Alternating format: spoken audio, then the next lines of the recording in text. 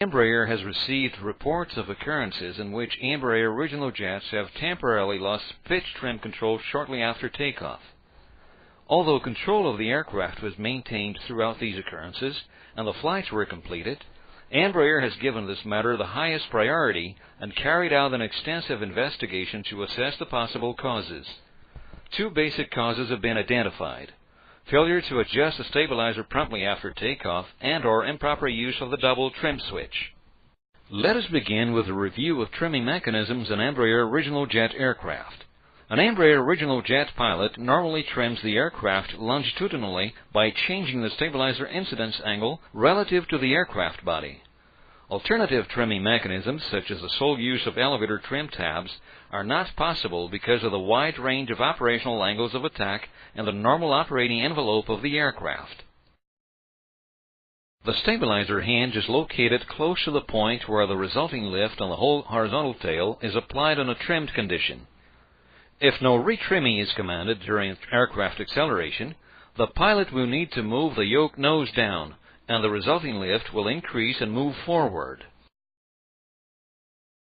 Let us also review the pilot aircraft interfaces relating to the pitch trim switches and indications, and the safety features that have been included in the pitch trim system to protect the aircraft from uncommanded pitch trim signals. Each yoke is equipped with double trim switches. Both switches must be pressed at the same time in order to move the stabilizer and change the trim.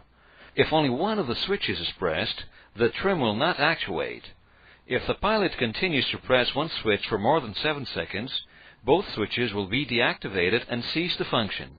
An additional safety measure stops the trim operation if the pilot presses both switches at the same time and continues to hold them in the new position for more than 3 seconds. In this case, the stabilizer will stop moving. In other words, the stabilizer is not permitted to move continuously for more than 3 seconds. Both switches must be released and pressed again in order to move the stabilizer further. In the present system configuration, there is no alarm or message that sounds when the pilot incorrectly uses the trim switches or causes the stabilizer to stop moving by holding both switches for longer than 3 seconds. With this background in mind, let us now return to the Embraer investigation, the causes of temporary trim loss, and Embraer's interim recommendations.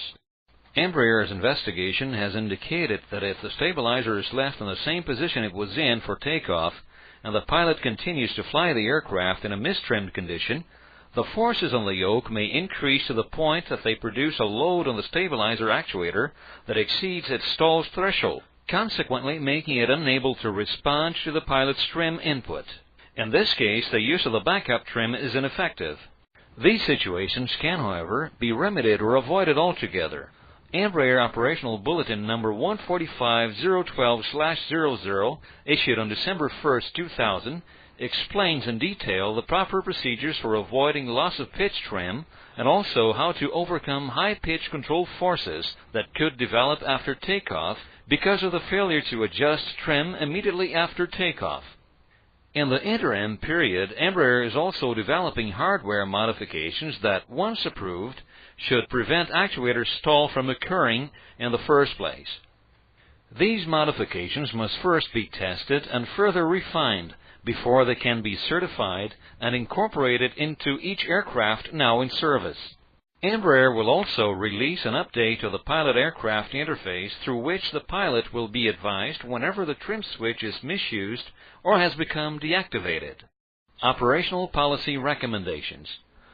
The trim must be set for takeoff in accordance with the weight and balance data contained in the operational manuals provided by Embraer. Allowances on top of the calculated trim setting are not recommended. When setting pitch trim for takeoff, the pilot and co-pilot's pitch trim switches and the backup trim should be switched back and forth in both directions for at least 3 seconds. Check for correct trim timer and actuation direction. Retrimming during takeoff roll is not allowed, and when airborne, the trim system is to be used strictly to alleviate forces on the controls. The trim system should never be used as the primary means of controlling aircraft attitude. A typical takeoff requires a definite back pressure on the yoke to rotate the aircraft, but soon after the aircraft is airborne, some nose-down retrimming is needed. Therefore, Embraer recommends that the pilot use nose-down retrimming immediately after the aircraft is airborne, and in any event, before reaching an airspeed of 160 knots. Do not delay. Make this a flight standard point. Any deviation from this procedure should only be made after the associated hardware has been modified in accordance with the Embraer's instructions. If the longitudinal pitch trim system ceases to respond to pilot inputs during climb-out, or acceleration and pitch control forces become high, reduce airspeed to alleviate control column forces. If loss of pitch trim is confirmed in both channels, maintain the original takeoff flap setting or extend it to the takeoff setting if already retracted, observing the flap maneuvering speed. Keep the gear down in order to alleviate the pitch trim tendency.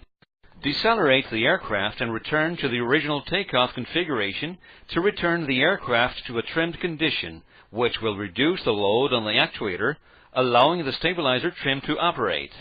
Extending speed brakes and subsequently closing them may aggravate the situation because the aircraft is auto-trimmed nose up when the speed brakes are extended. When they are closed, the aircraft is retrimmed nose down, but if the actuator load is close to the stall limit, it may not be capable of retrimming nose down. Accordingly, extension of the speed brakes is not recommended.